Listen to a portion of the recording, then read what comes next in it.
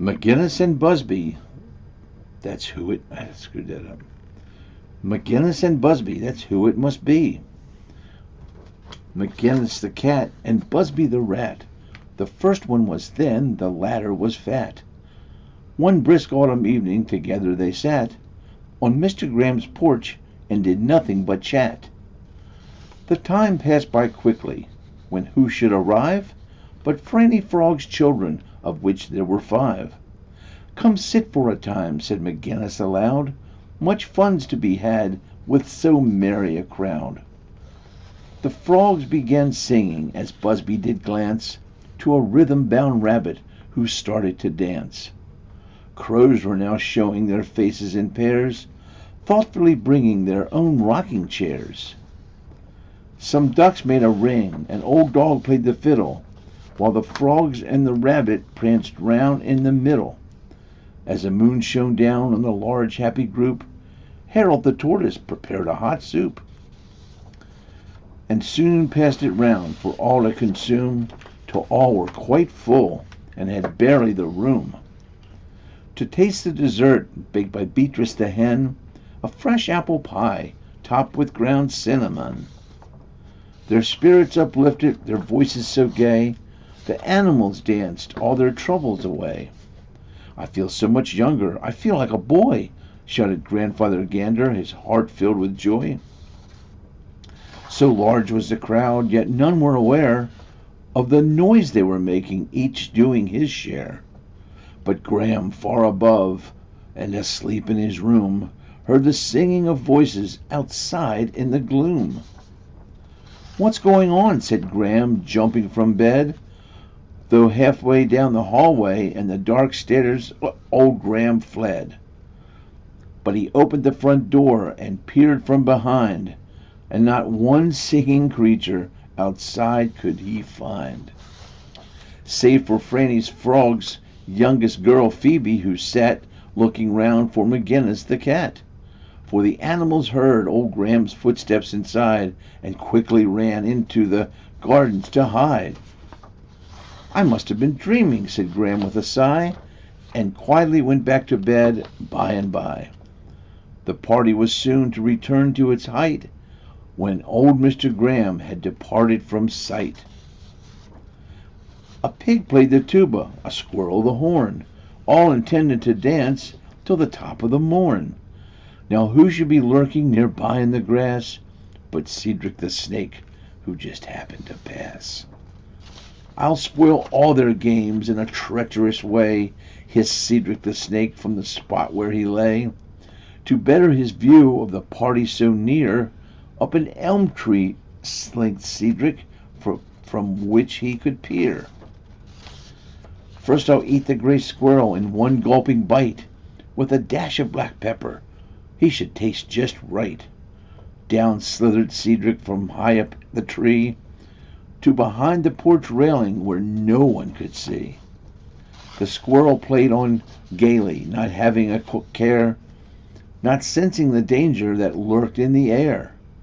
Still closer slid Cedric, quite ready to eat the squirrel considered by Cedric a treat. His teeth were now bared, so sharp and quite long, prepared for the squirrel performing his song. He pulled back his head and was all set to jump, never hearing the front door that closed with a thump. For there stood old Graham with a broom in his hand, soon to ruin the feast that cruel Cedric had planned. Graham pointed a finger to Cedric the snake and shouted an order that made the porch shake. "Get off of my porch, snake, and out of my sight, lest I crack your mean head now with all of my might." The squirrel ran to safety as Cedric stood there, unable to move as he had had such a scare. When he finally gathered his thoughts, he was sure he'd do best not to stay even 1 minute more. So he hurriedly scurried away in the night. The fear of a flailing made faster his flight. With Cedric now gone, all the animals cheered to old Mr. Graham as he sleepily leered. He looked them all over and said without jest, Your antics have cost me an entire night's rest." The animals, quiet, all knew he was right. They'd kept Mr. Graham awake all of the night. McGuiness stood up on behalf of the crowd. First he walked up to Graham, then he looked down and bowed. "Kind sir," said the cat, "you watch over us all, and we meant you no harm with our mad midnight ball.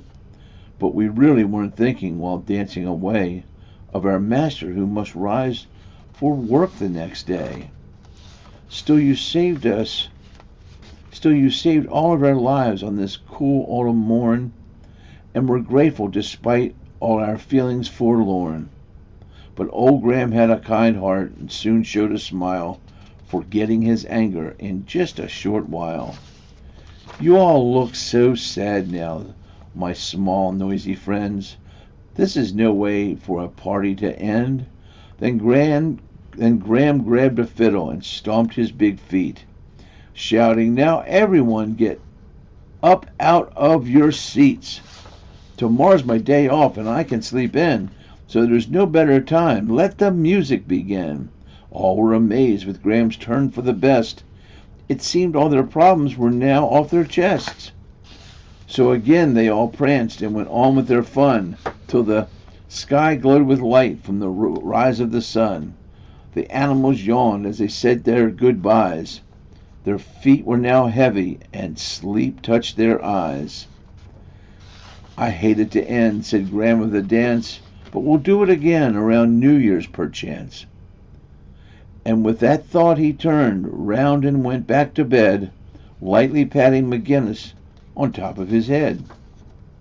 McGuiness then gave the front porch a clean sweep before he and Fat Busby curled up for some sleep. Both were quite pleased with the events of the night. Everything seemed to have turned out just right. They thought of their friends. It was so good to see, as they nodded together beneath an old oak tree. McGuiness was yawning and ready to nap when his pudgy pal Busby gave him a light tap. Busby burst out then with such a wide grin, as if beams of delight were created within. "Mr. Graham really is a most likable chap.